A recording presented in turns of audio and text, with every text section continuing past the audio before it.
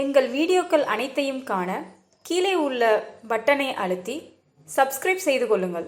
குறிகளோடு குணம் ஏதும் இன்றி அனல் ஒழுக நின்றிடும் இரும்பரல் கூடல் இன்றியதுவாயிருந்தபடி கொடிய ஆணவரை குழி அறிவதேதும் வர அறிவிலாமை மயமாயிருக்கும் என அருளினார்.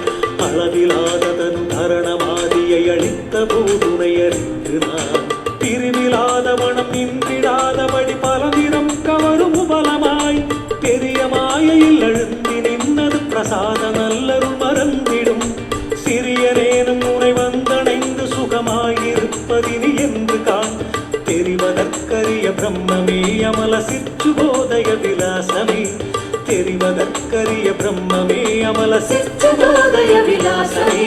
தாய்மான சுவாமிகள் அருளிய திருப்பாடல் திரட்டில் சிற்சுகோதய விலாசம் என்ற தலைப்பில் 2ஆம் பாடல் இது.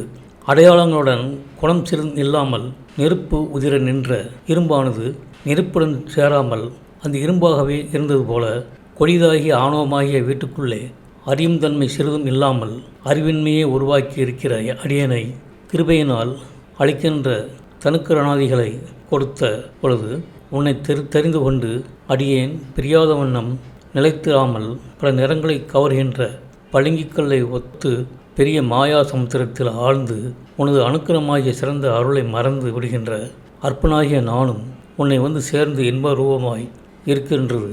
இனி எக்காலம் அறிவதற்கு அரியதாகிய பிரம்ம பொருளே ஞான சுகோதய லீலையே என்பது இப்பாடலின் பொருளாகும்.